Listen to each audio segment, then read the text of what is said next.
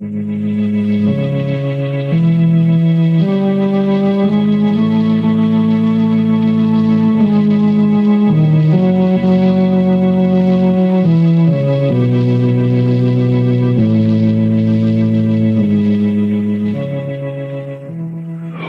knows what evil lurks in the hearts of men?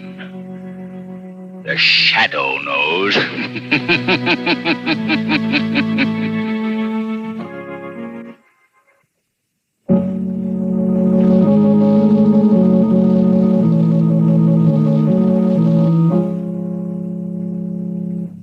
The Shadow, mysterious character who furthers the forces of law and order, is in reality Lamont Cranston, wealthy young man about town.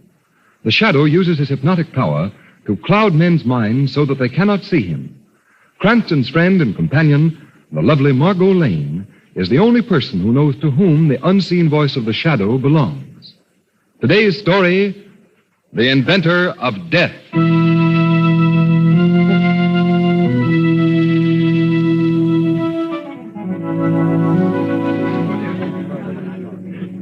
Lamont, this is really fun. I thought you might enjoy it, Margot. When you asked me to come to an exhibit at the Hall of Science, I began trying to think of fast excuses about sick grandmothers. Oh, really? Yes. I pictured a lot of stuffy old men mumbling in their beards about relativity or something. I see. This is really exciting. Look, what's that over there? Well, they have a sign up. Let's find out. All right. Demonstrating the scientific marvel of the age. The mechanical man. Mechanical man? That's what it says. It walks, talks, answers questions. Although made of metal, it can duplicate many things that man can do. Well, come on, Margot, we can't miss this. Oh, Lamont, you've seen robots before. Yes, but you never know when one may be different, more advanced, you know. Well, I'd like to bet this one's no different from the rest. Well, you I can't. beg your pardon. I couldn't help overhearing what you were saying just now. I hope that you'll forgive my intruding, but I think if you do go in, you'll find that this robot is entirely different from any that you've seen before. Oh, is it really? You seem to know quite a lot about it. Well, yes, I do. As a matter of fact, you see, I invented it and built it myself. Oh, really? I know I shouldn't be out here in front talking to perfect strangers about my invention, but you see, I'm very enthusiastic about it. Well, naturally. Come on, George. They're waiting for you to start the demonstration. Oh, well, of course, dear. This is my wife, Mr. Cranston is the name, and this is Miss Margot Lane. How do you do? How do you do? How do you do? My name is Olson. Mr. Olson? Well, aren't you coming in to watch? Oh, yes, certainly. I was trying to persuade Mr. Cranston to go in anyway. Wasn't I, Lamont? Why, of course. Oh, come right this way, please. Oh, what a little liar you are, Margot. Yes, I know. Isn't it awful? Well, if you'll come through this side door with me, I'll see that you get a good place to watch the demonstration. Why, thanks very much. And so, of course, here he is now, ladies and gentlemen. I'd now like to present the inventor of this mechanical man, Mr. George Alton. Mr. Alton, would you please step up here on the platform? Thank you. Thank you. Thank you very much, ladies and gentlemen. Before I proceed with the demonstration, I'd like to tell you a little about this invention of mine. This galvanized gargantua is constructed on an entirely new principle. He is electrically controlled and can be operated by this small box here on the table. But he also responds to commands in the mind of the operator, rather than to certain sounds of the human voice, as has heretofore been the method of operation. Now, I'll bring out the big fellow and give you a demonstration which I think will convince you that I have not exaggerated in any way. Oh, Lamont, do you think such a thing is possible? Well, in the realm of science these days, Margot, anything is possible. I suppose so. Lamont, don't you know it's rude to stare? Oh, was I staring? I'm sorry. That man over there in the crowd interests me. Who? The hunchback? Yes. You notice anything peculiar about him? Peculiar? Yes, I'm speaking of his size. Size? What do you mean? Have you ever seen a hunchback so tall? Why, no, I don't believe I have. Now, ladies and gentlemen, I'd like you to meet my mechanical man, whom I have named Henry. Roll it right out here, if you please. Well, speaking of being tall, look at that robot, Lamont. It must be at least 10 feet high. That's right. I'm now going to order Henry to step down from this little platform that he's standing on. Now, you will notice that I don't give him any particular word. I just think the command, and Henry will obey. Now, watch.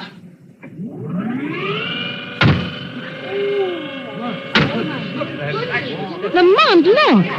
That thing stepped right down off the platform just as he said it would. Yes. I will now ask Henry to answer a few questions. Henry, how much is 2 and 2? 4. 7 and 8. 15. That's right. Now, in case you think these answers are previously arranged, I'll ask anybody in the audience to ask Henry some question which he will answer. I'll ask him, what time is it? 8:20 p.m. That's right. Why, Lamont, this is weird. How do you think he does it? Lamont, you're not listening. Stop staring at that hunchback. Oh, I'm sorry, Margot. I was watching his expression. Just look at him. Why, his face is all contorted in pain. Not pain, Margot. Hate. Hate? Why? Well, unless I miss my guess, it's hate for your little inventor, Mr. Alton. Now, I'll ask Henry to walk among you and pick up various objects which I will call out from the platform. No, please, ladies and gentlemen, don't be alarmed. Henry is perfectly amiable and obeys my orders implicitly. He wouldn't harm a fly. Well, that may be so, but if that two-legged tank's going to walk around here among us, brother, I'm getting out. Well, I'm very sorry to lose you, sir. I guess I'll have to show you that Henry is perfectly harmless. Lamont, if Henry toddles this way, harmless or not, you'll find me joining the parade to the exit. Ladies and gentlemen, please. Now, you see the young lady sitting on the chair at the other end of the platform. That is my wife, who is not afraid of Henry. Therefore, I'm going to ask him to walk over, pick her up in his arms, and carry her back to me. And you will find that she is none the worse for the experience. All right, Henry. You know what I want you to do.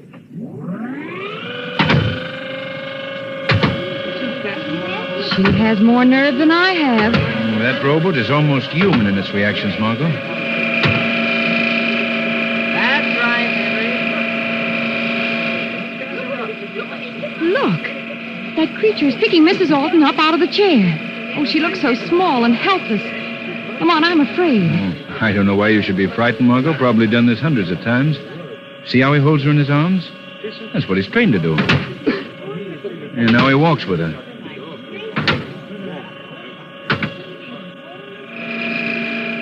Look, Lamont, the robot has stopped. Yes. Good Lord! No, Henry! No! Mrs. Alton is struggling to get down. Put her down! Put her down this minute! Margot, something's gone wrong. The machine is closing his arms about her. He'll crush her. Stop it, someone! Put her down! Put her down! You're killing her! Stop! Oh, my God!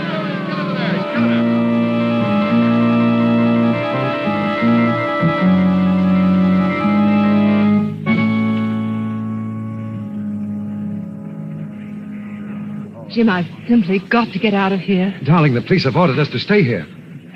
Lamont, how do you suppose it could have happened? I don't know, Margot. I don't like it. What do you mean? There's something behind all this. Something sinister. Something perhaps for the Shadow to investigate? Margot, please don't ever mention that name in public. Oh, I'm sorry. I'm sure no one could have overheard. You think so? Look behind you. Why, it's the hunchback. He wasn't there a minute ago, but I'm sure he didn't hear me. I hope not. Lamont, look, the mechanical man, it's moving. Yeah, so it is. Its mouth is open. It's going to speak. The Shadow must die. Oh, Lamont. Well, I'll be... Lamont, what does it mean? I haven't the faintest idea. Let me go! Let me go, I tell you! Mr. Alton, the doctor said... I don't care what the doctor said! I don't care what anybody said! I've got to do this before it's too late. Please, Mr. Rolfe, go. Oh, look, Lamont. The inventor's going up to the robot. What's he going to do? He's smashing his invention to bits. The shock has put him out of his head. Margot, we've got to get that boy out of here.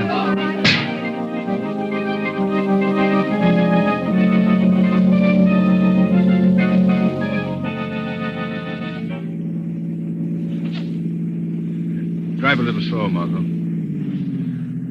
I think he's going to sleep. Oh, Lamont, the poor fellow. Yes. I imagine that outburst when he broke the machine relieved the nervous tension. He seems relaxed enough now. What a shock it must have been to him to see his wife killed in such a horrible accident. Yes. If it was an accident. Then you think it was murder. I don't know, Margot. I really don't know. Look, Lamont. Alton's eyes are opening. I think he's waking up. No. Where am I? What's happened? We're just taking you to a place where you can get some rest. Well, oh, I see. My wife. My poor wife. Easy now. Easy. Mr. Alton, you've got to help yourself at this point. Myself?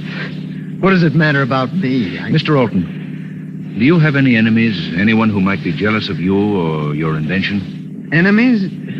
No. Well, unless Dr. Zaruga... Dr. Zaruga, who's he? Well, he's an inventor. He devised a radio-controlled incendiary bomb which was turned down by the Army a year ago. It was too frightful a weapon to use even in modern warfare. Well, what has Dr. Zaruga got to do with you? What? Well, at the time the Board of Science accepted my invention for display, they turned down the robot invented by Dr. Zaruga. He was furious and... Oh, what does it matter now? What does anything matter? Why was Dr. Zaruga furious? He felt that he was being discriminated against in favor of others whose inventions were not as good as his. Made a scene about it. Then went back to his laboratory next to mine on Providence Street and locked himself in. He wouldn't see anyone for days. Oh, I see. One more question, Mr. Alton. This Dr. Zaruga, is he a hunchback? No, I believe he was at one time a high military officer in some European army. He was distinguished by his military bearing and piercing black eyes. Why do you ask? Oh, just an idea. I guess it wasn't a very good idea. Margot, see that car coming? Get over to the right-hand side of the road more. Lamont, something's wrong with the steering wheel. What? I can't control the car. Well, put on the brakes, quick. I can't. The controls are locked. Margot, you've got Look to out, drive. we're going to crash!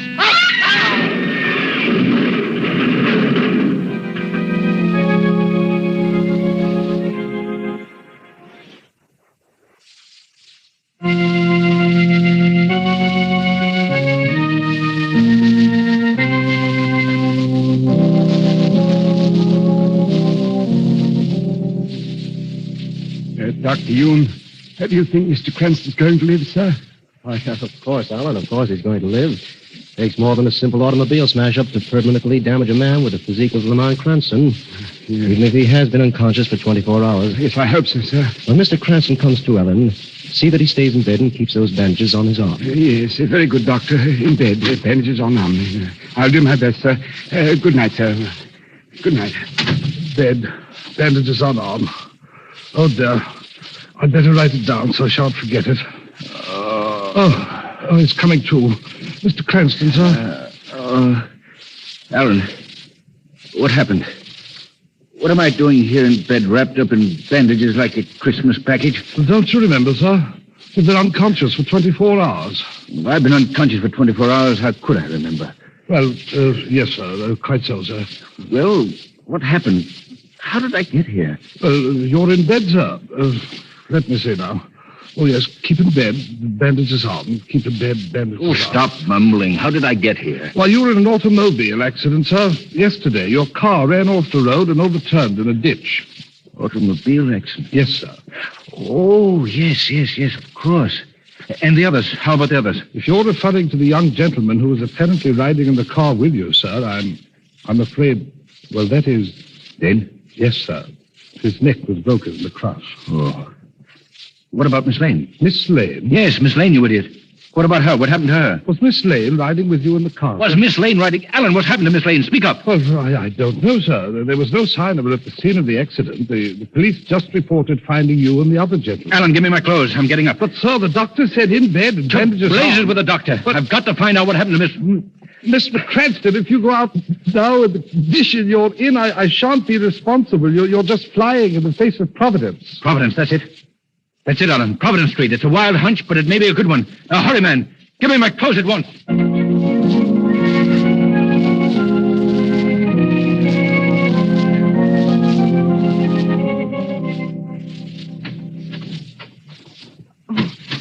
It's you. Yes, my dear. Dr. Zaruga, your humble servant. You are hoping for someone else, eh? I don't know what you're talking about. Oh, yes, you do, my dear Miss Lane. Why do you keep me here, locked in your laboratory? Why don't you let me go? Oh, you fiend. You inhuman fiend. Inhuman? Perhaps my character deceives you. I think you are being confused by my appearance. My hunchback. Oh. Why, you're not. No. That hump on my back contains the electrical equipment by which I not only control my own inventions, but those of other inventors, who unfortunately are not as brilliant as I am. Then you're not a cripple. No. No, I tricked them all. Silly fools. They wouldn't look at my inventions. So I caused your car to crash off the road, killing that little upstart Alton. I made his robot run amok. I forced it to kill his wife. Oh, you... Now, what do you think of me? I think you're a madman. A maniac. Oh, that poor girl. Seeing her crushed like that. Oh, you murderer. Oh, you still don't believe I'm the greatest inventor the world has ever seen. Well, I'll show you. What are you going to do? Why are you keeping me here? Because, Miss Lane, I overheard you make some reference to the Shadow. The Shadow? Yes. You see, I have always wanted to meet the Shadow, meet him on my own grounds. Because the Shadow is the only man who could possibly ever unmask me. I thought perhaps if you disappeared, the Shadow might try to rescue you. Oh, no. But I see I overestimated his powers. The Shadow has not appeared. Therefore, Miss Lane, I am going to slightly alter my plans. I am going to give you a treat.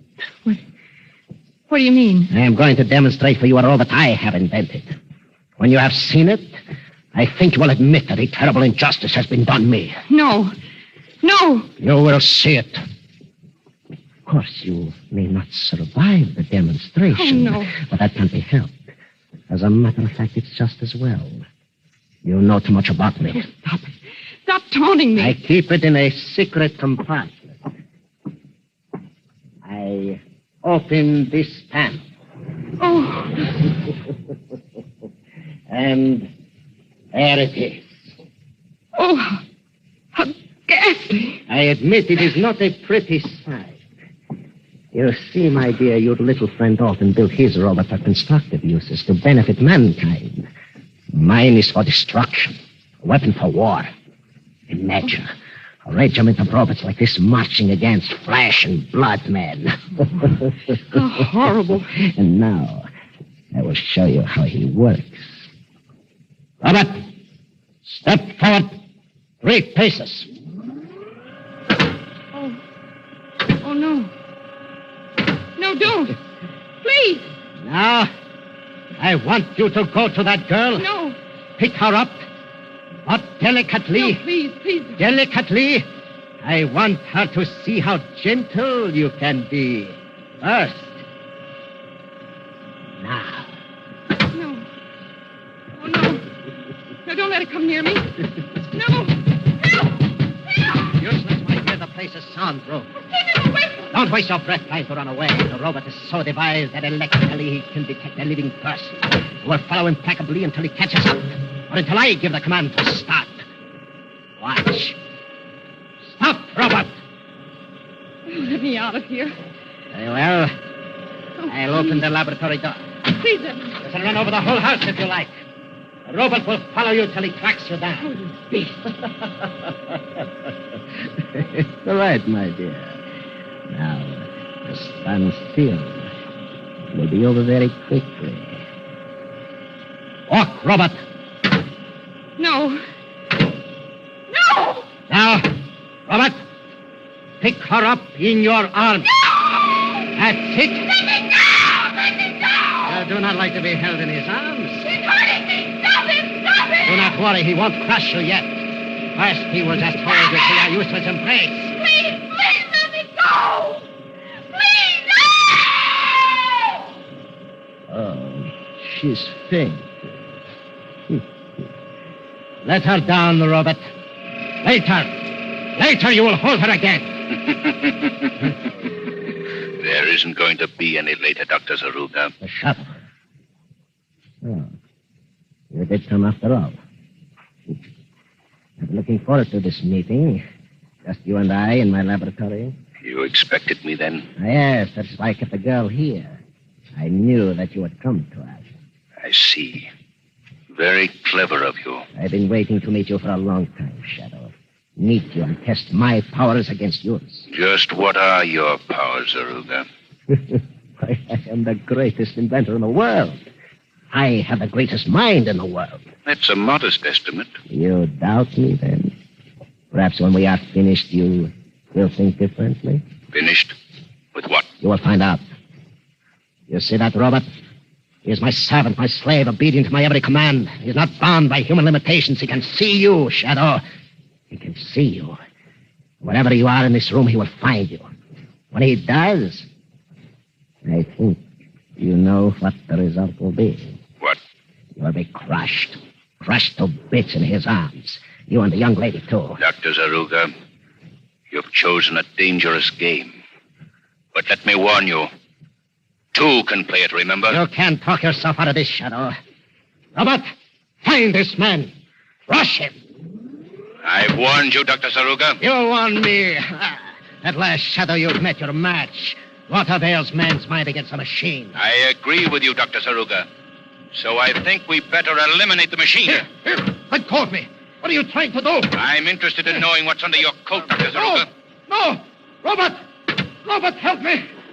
Let me go. There, your robot doesn't move very swiftly, does he? Now there. Coat off. Well, an electrical control box. Don't touch that box. Don't touch it, I say. So that's your secret, Doctor. This contraption was a hump on your back, which controlled the other robot that day at the fair. Give me that box. Oh, no, Doctor. You'll think you've gained the upper hand, Shadow. Well, I'll show you. You are still my prisoner in this room. You can't leave here, and you won't ever leave here, ever. Where are your great powers now, Zaruga? I'll show you. I can operate the robot by hand. Keep away from that robot, Zaruga. Keep away. I'll show you. All I have to do is pick up this lever. No, Robert. You misunderstood. Not me. Not me, you fool. Help. He's got me. Let me go. Help. It's crushing me.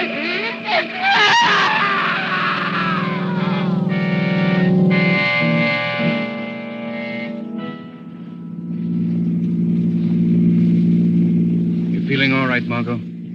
Well, I guess so, thanks. But it does seem good to be out of that place. Yes. They're destroying Zaruga's robot. It's a pity in a way. Those mechanical gentlemen might be very serviceable if they were properly directed. No, you think so, huh? Well, after my little experience with the doctor and his mechanized murderer, I'll think twice in the future before I even use an electric toaster.